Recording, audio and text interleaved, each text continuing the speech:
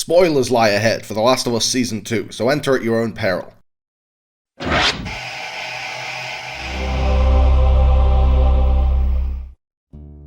I want to preface this video by saying I'm not a hater. The Last of Us Part 2 might be my favourite video game of all time. It's definitely in the top 3, and I wanted nothing more than for its TV adaptation to be perfect. I've been eagerly awaiting this season of television like a giddy schoolgirl for the past 2 years. I wish I could be here gushing about the new season, saying they absolutely nailed it, it's even better than the game, and they made this story just as powerful, emotionally challenging, and formally groundbreaking in its new medium. I wish I could tell you that, but prison is no fairy tale world. That's my best Morgan Freeman. To be clear, I didn't dislike the season. I looked forward to it every week and there were so many things about it that I loved. But in each episode, for every time I cheered or laughed or got choked up or enthusiastically pointed at an Easter egg on the screen like Rick Dalton, there was something that made me roll my eyes or took me out of the story or prompted me to exasperatedly say, "What?" I'm pregnant.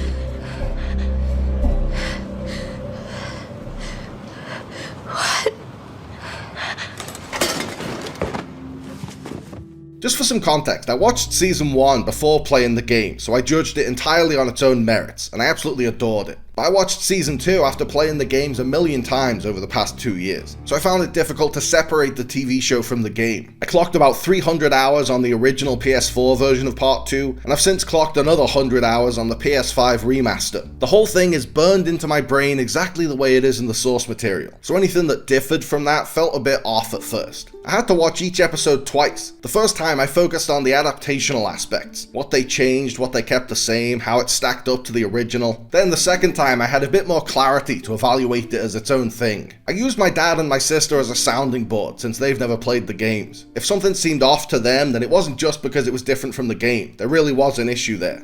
I was 19. I'm an orphan, okay? You're what? I'm an orphan. Orphan? Yeah, an orphan.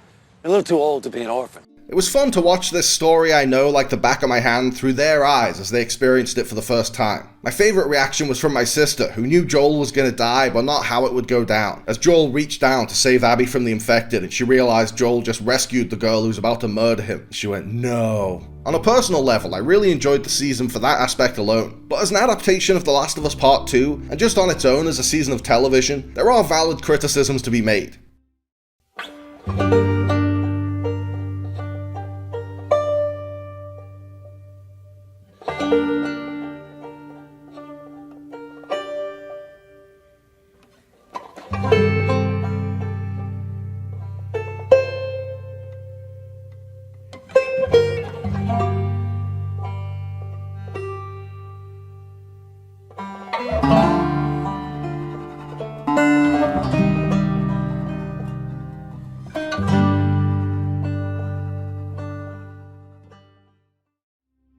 The acting was 10 out of 10 across the board. Pedro Pascal and Bella Ramsey continue to nail Joel and Ellie's unique father-daughter dynamic. It's a joy to see them getting along, and it's heartbreaking to see them at odds with each other. Isabella Merced captured everything that makes Dina so lovable in the game and brought her own feisty energy to the role. She stole every scene she was in. Young Mazzino perfected Jesse's chillness combined with his sense of leadership and responsibility. Gabriel Luna and Rutina Wesley have got Tommy and Maria down pat, shining in slightly more expanded roles this season. And even though I didn't fully buy Gale as a character, the dope-smoking, no-fuck-giving therapist, Catherine O'Hara is always a delight. It was always hilarious to see her tear Joel down at his most vulnerable. Like what?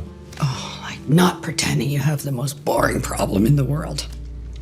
And she did a great job with the more challenging dramatic scenes too. Get away. Please. Get away from me, please.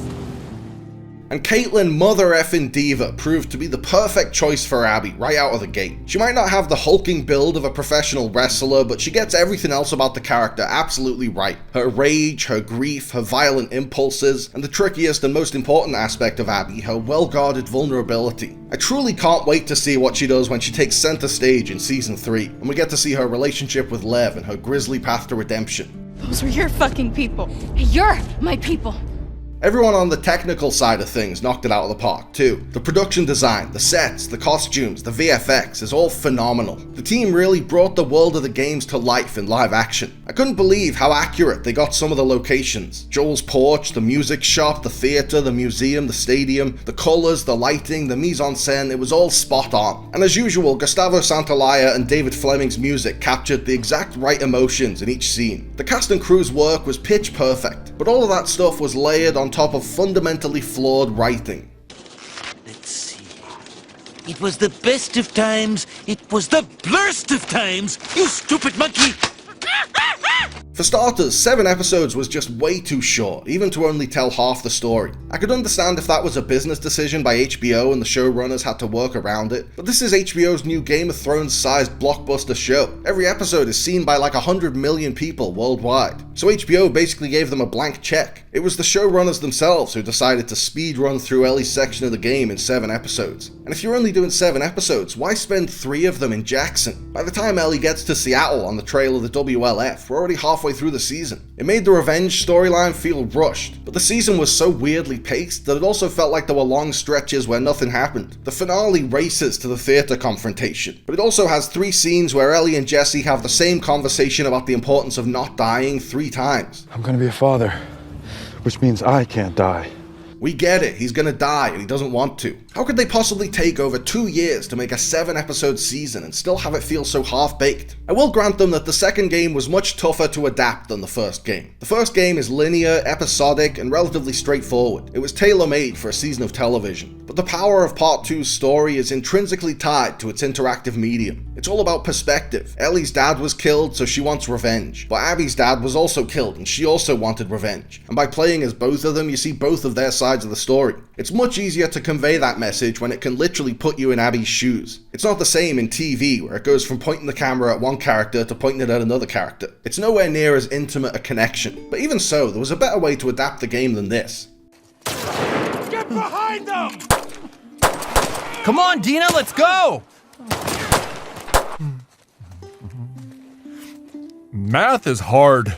I think my biggest issue is that the TV show gives away far too much information up front, which had a knock-on effect that caused problems later down the line. The game unfolds in a very specific way that carefully reveals each new piece of information at the moment it'll hit the hardest. But the TV show tells you right off the bat that Abby is a Firefly, her dad was the surgeon Joel killed, and she's going to Jackson to find Joel and exact revenge. It takes away all the mystery that made the game so intriguing. In the game, you have no idea who Abby is until about halfway through the story. The whole point is that all you know is that she's Joel's killer, so you're fully on board with the revenge plan. The whole time you're tearing through Seattle to find her, she's this monolithic force of evil who beat Joel to death, and you're desperate to make her pay. You only learn that she's a sympathetic human being after you've murdered all her friends. And in the game, you have no idea what to expect in Seattle. As you make your way through the city, you slowly learn that the WLF is a ruthless militia, thousands strong. And not only that, they're at war with a sadistic religious cult. But Abby tells Joel they're from a big military group in Seattle, and a cutaway introduces us to the Seraphites before Ellie and Dina even get there. I did love the reveal of the WLF when Ellie and Dina get to Seattle, where the soldiers and the armored vehicles keep coming and you see the formidable size of the group they're coming up against. I still think they told us far too much information up front. I get wanting to make Abby a bit more sympathetic from the outset to avoid the backlash the game received, but they could have compromised and only given away half the information. They could have revealed she was a Firefly to explain her motivation for revenge and her personal connection to Joel's misdeeds, but hold off on the even more personal connection that the surgeon was her dad to be a gut punch later on, and recontextualize the whole thing to show that she had the same motivation as Ellie all along. But if there's no mystery, then you're really just watching a series of events. It's not as engaging. It's like if you were watching Chinatown and Evelyn Mulwray explained that Catherine was both her sister and her daughter the second she walked into Jake's office. Or if you were watching The Sixth Sense and Haley Joel Osment told Bruce Willis he was dead in their very first therapy session. Or if in Fight Club, when the narrator met Tyler Durden, his voiceover said, "I am Jack's imaginary friend." It reminded me of the episode of The Studio where Ron Howard publicly mocks Matt Remick for suggesting that he revealed the twist of A Beautiful Mind at the beginning, and everyone in the room laughed at what a stupid idea that was. Are you serious? I mean, he literally wants me to take the entire twist of the movie. No. The entire concept of the movie and just lay it out there. Just spoil the living shit out of it. Neil Druckmann, the creator of the games, was much less involved in Season 2. He consulted every step of the way, but he was much less hands-on than Season 1, because he was busy with his new game Intergalactic the Heretic Prophet, which I'm really excited for. He said in interviews that he had to delegate a lot of the decision-making to his co-showrunner Craig Mazin, and that a lot of the decisions that got made aren't decisions he personally agreed with. Craig Mazin, my partner in the show, and you know, knowing that he would do things differently than I, but that is the beauty of working with him, is I get to be surprised with another artist playing in this playground that we've created with the video game. On the official Last of Us podcast, when Mazin gives his interpretation of a scene, Druckmann will immediately say he interpreted it wrong, but that's the interpretation that made it into the show. And here, she has to kind of confess this. She found it easy to torture Noro. It's actually, I love moments when I'm working with someone and we disagree about the interpretation of that scene. I think I have a different interpretation than Craig right here. I know Ellie says that torture was okay for her. It was not.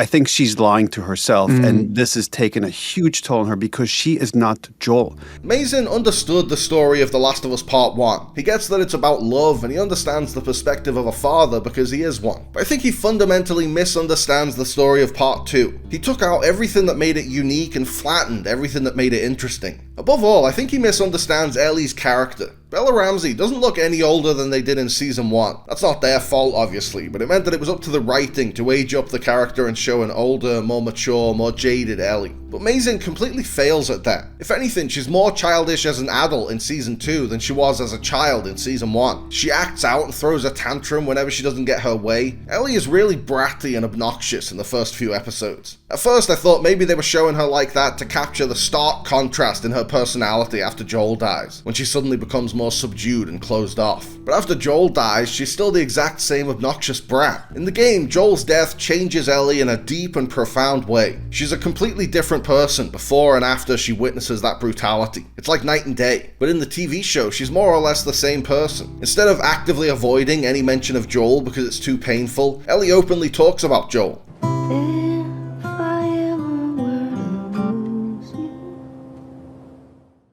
What was that?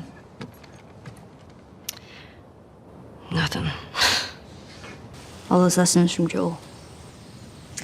He taught you well. Instead of being muted and introspective as she processes her grief and trauma, Ellie is trying to sound badass. There's about to be a whole lot less. Curtis or Viper? What? No. That was just me. I was trying to sound like a badass. For as much as he got right in Season 1, I think Mazin misunderstood Ellie then, too. On the podcast, he said that when Ellie sees Joel beat a Fedra soldier to death, she's activated, like it flicks a switch inside her, like she's a violent sadist at heart. Ellie sees something that isn't one swing, and that guy wasn't even threatening Joel's life. No. And he beats him to death punches him over and over and over, and Ellie is activated.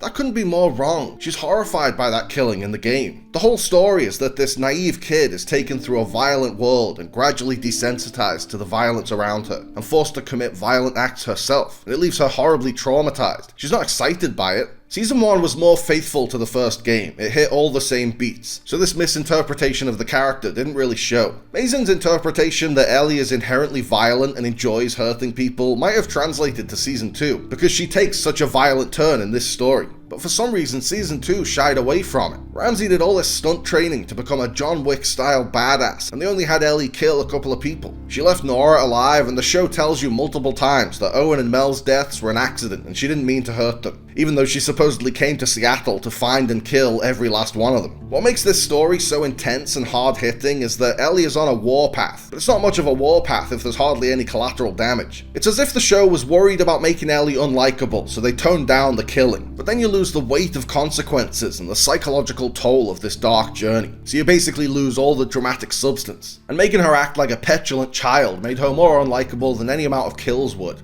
So you can all stop talking about us, worrying about us, and thinking about us, all right? So you two hash it out.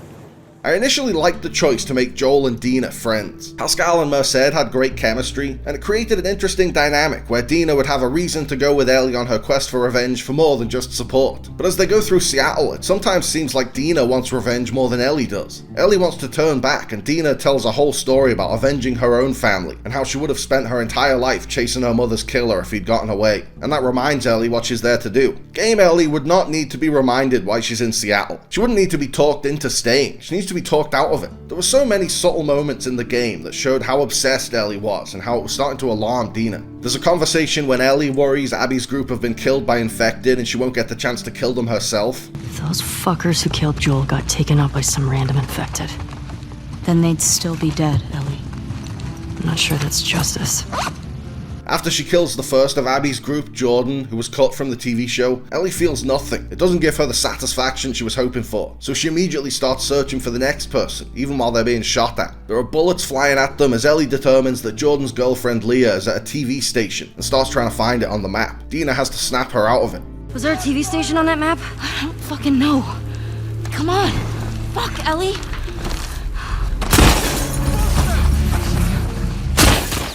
Dina wonders why Abby and her friends left Ellie and Tommy alive and whether that means they're not as bad as Ellie thinks, but Ellie won't hear it. Could be that you just weren't who they were looking for, so they let you go. Yeah, well, they did beat the shit out of us. The one guy, Jordan, kicked my face in. Yeah, but why do you think that they didn't finish It doesn't matter. They fucked up. They did. She won't entertain the idea that Abby might not be the pure evil monster she's built her up to be. Dina's wary of marching into the TV station, detonating tripwires to get in and scaling the building to get to an open window, but Ellie doesn't hesitate for a second. I don't like this. We're too exposed. We have to search all of it. When Dina tells Ellie she's pregnant, Ellie doesn't get all excited about being a dad. She doesn't think about the baby at all. She can only think about how Dina's pregnancy will hinder her quest for revenge. I didn't want to be a burden. Well, you're a burden now, aren't you?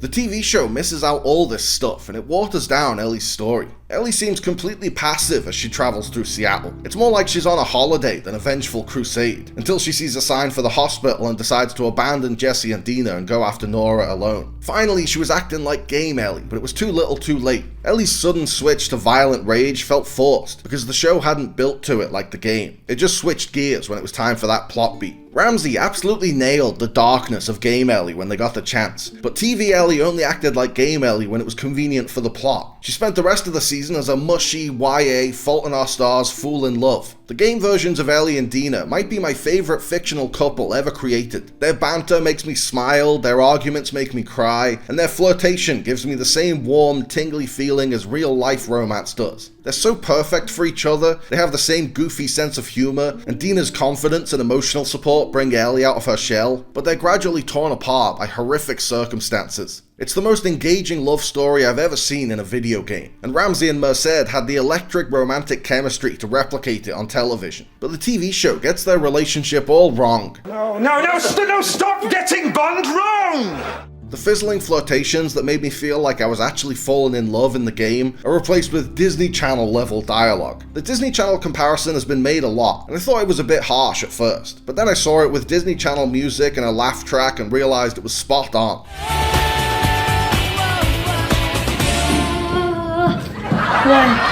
Nice. Oh, good. We have a big ass generator down there. Natural gas, baby. You figured out yet? Getting there. You'll find a safe way to get us to the hospital, though, right? My help? No. Why? Because I'm stupid? That's not the word I would use. Really? What word then? Non-school oriented. Fuck you. I'm not in school. Let me help. I'm triangulating. Do you know how that works? Yes. With triangles.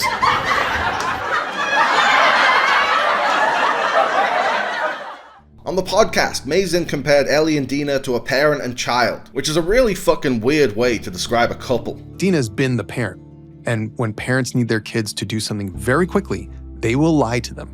When I heard him say that, it suddenly clicked why their relationship didn't feel right in the show. Dina babies Ellie. She explains things to her really slowly in really simple terms. It's really condescending, and it makes Ellie look like an idiot. She had to be told to bring medical supplies on her cross-country journey through a post-apocalyptic wasteland. And is that all guns, or do you have medical supplies in there? No?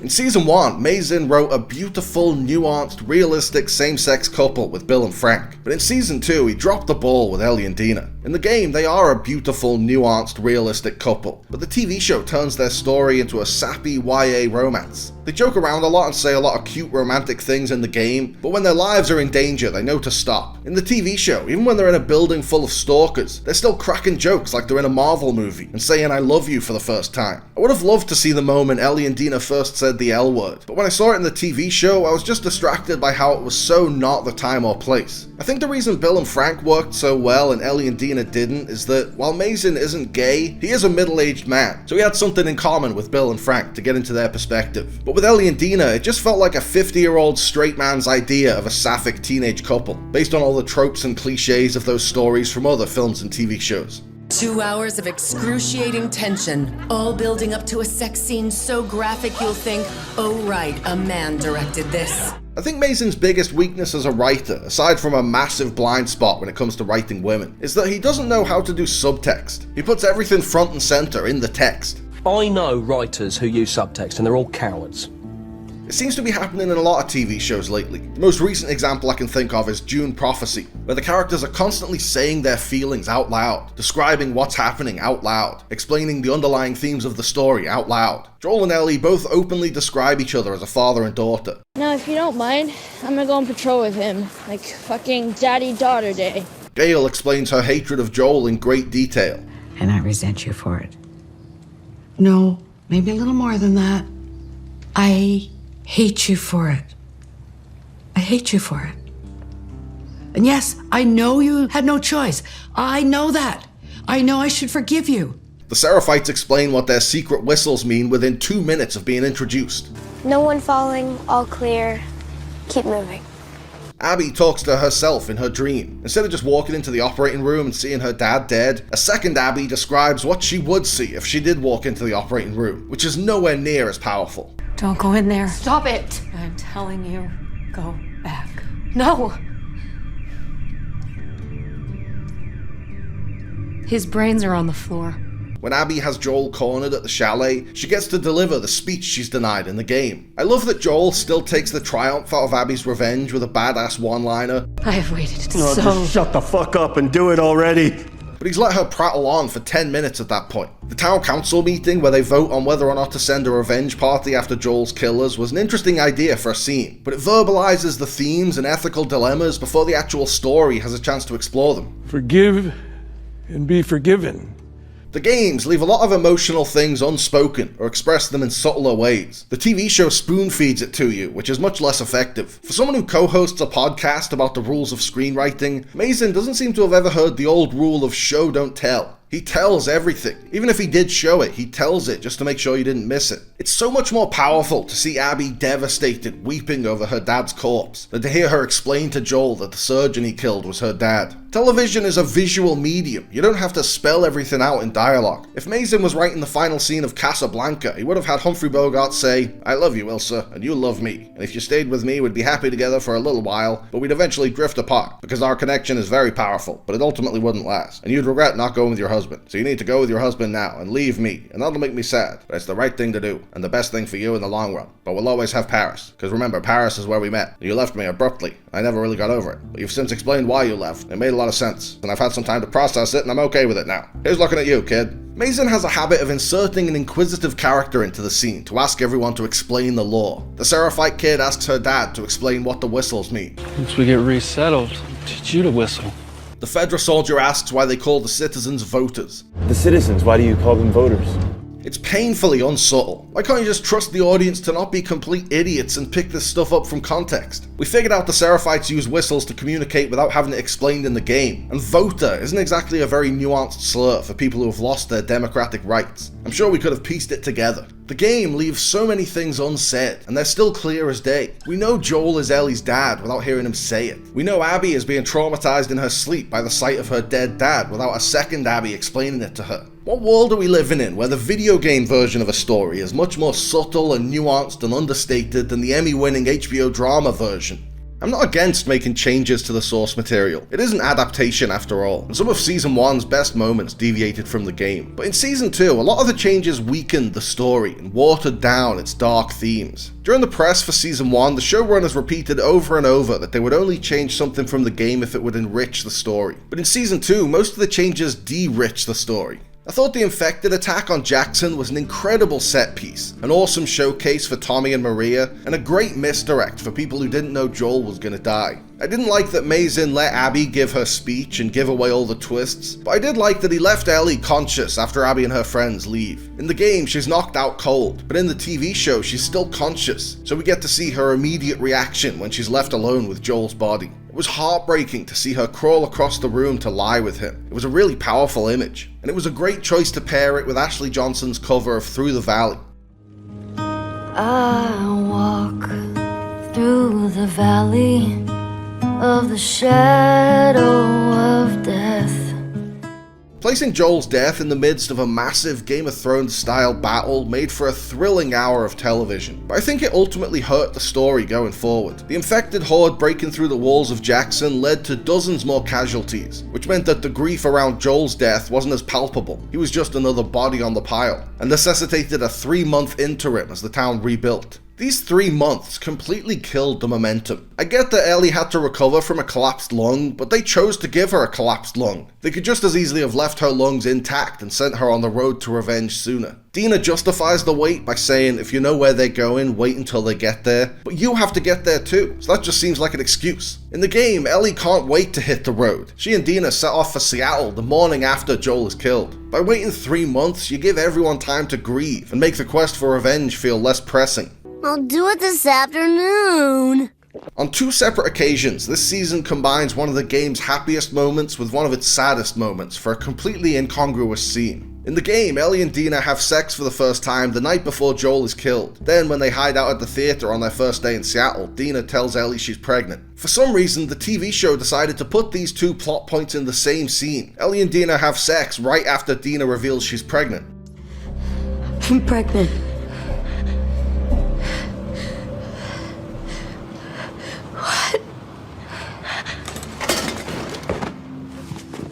I understand pushing back the sex scene to have more build-up to their relationship, although the criticism that their relationship is too rushed in the game ignores the fact that they've been best friends for years, and have secretly been in love with each other for at least a few months. And I like the idea of them finally getting together after Dina thought she was going to lose Ellie, so she's figured out what she wants and doesn't want to waste any more time. But wedging "I'm pregnant" in there ruins it for me. In the game, that revelation immediately adds a lot more stakes to the plot. There's another life at risk now, and it creates a rift between Ellie and Dina, because Ellie is angry that Dina kept it secret. It's an early sign that Ellie is more focused on revenge than anything else, even the well-being of people she loves. But in the TV show, it's just brushed past as Ellie sticks her hand down Dina's pants. And when they finally talk about it the next morning, Ellie isn't annoyed that Dina is now a burden, or even worried that this unborn child might be in danger. If anything, they're more eager to go charging into a war zone. Ellie is just looking forward to becoming a dad. I don't have a problem with the dad line, especially after the flashback episode added some context to it, but it is really strange that Ellie just assumes she'll be co-parenting the child of this girl she just hooked up with. And speaking of the flashback episode, I thought that was the strongest episode of the season. It was almost perfect. Pascal and Ramsey recreated the museum scene with all the right feels.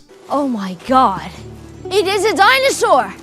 Joel! And I thought it was a smart choice to show Joel and Ellie's relationship fall apart through the lens of Ellie's birthdays. But the episode struggled to stick the landing because it put Joel's confession and Ellie's forgiveness in the same scene. In the game, after Ellie runs away to the hospital to find out the truth for herself, Joel confesses that he prevented the Fireflies from creating a cure. And months later, Ellie approaches Joel on his porch and tells him she's ready to forgive him. But the TV show crams both of those conversations into the same scene on the porch, which makes it feel much too quick that Ellie decides to forgive him, or at least starts to. When I wrote an article to this effect, I got a couple of comments saying Ellie already knew Joel was lying. But there's a big difference between knowing he's lying and knowing the truth. Having it confirmed is much more devastating than having doubts. All those years she was questioning the lie, she could speculate about what the truth would be. But knowing definitively that the Fireflies could have made a cure, and knowing that Joel killed Marlene, who was the closest thing Ellie had to a mother, is a lot of shocking new information for Ellie to process. In the game, it takes her months before she's willing to forgive Joel, but in the TV show it takes 10 seconds. There's no time for the confession to sink in, and there's no time to build up to the forgiveness. Plus, it was a powerful visual to have Joel confess at the scene of the crime, with the hospital in the background. The warm, cozy setting of the porch feels like the wrong place for it. Some adaptational changes like that one weakened the drama, but others were just pointless and inconsequential. If in the game they go from point A to point B, then it can be exciting when the TV show heads to point C, but it usually still ends up at point B. When Ellie washed up on Scar Island on her way to the aquarium, I thought they were making a huge change to the game, where Ellie would skip her encounter with Owen and Mel and run into Abby on the island. But then, after Ellie is strung up by the scars and saved by a Deus Ex WLF invasion, she gets back in her boat, which conveniently drifted to the shore right next to her, and goes straight to the aquarium. What was the point of that little detour? It adds nothing but fridge logic problems. I don't buy that Ellie would wash up on the island that's about a mile off the coast. I don't buy that the Seraphites would leave a hostile trespasser alive and well with her full arsenal just because they realized they were being attacked. How do they know she's not a part of the attack? The writers have justified this sequence for showing that Ellie continues to go after Abby after a near-death experience, but that doesn't cut it. Ellie has had a near-death experience in every episode of the season, sometimes more than one, so it's not like this one is particularly special. And being capsized by a tidal wave and almost drowning was already a near-death experience. And now it'll be tough to do the scene where Abby meets Lev and Yara, one of the most intense and powerful and important scenes in the game. They're apparently still planning to do it because Abby has a rope burn on her neck at the theater, but now it'll just seem like a rehash of Ellie's failed execution. It's basically the inciting incident of Abby's story, so it needs to land.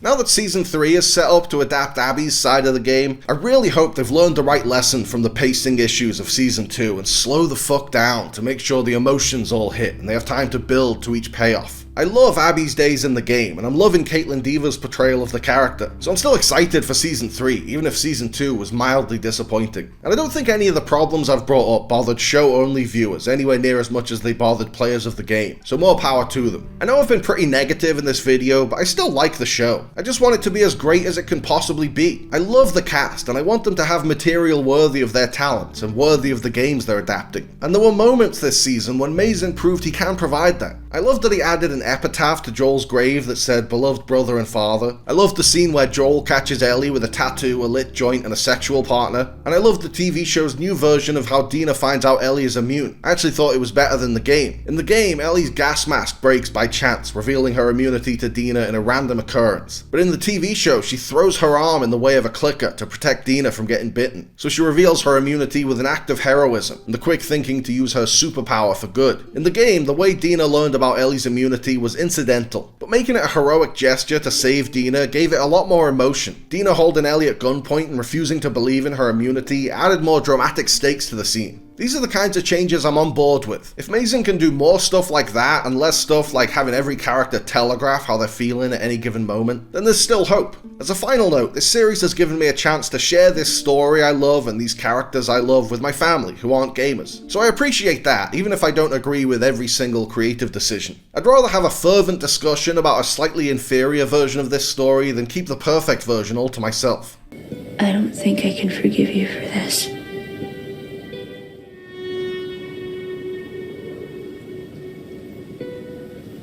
But I would like to try.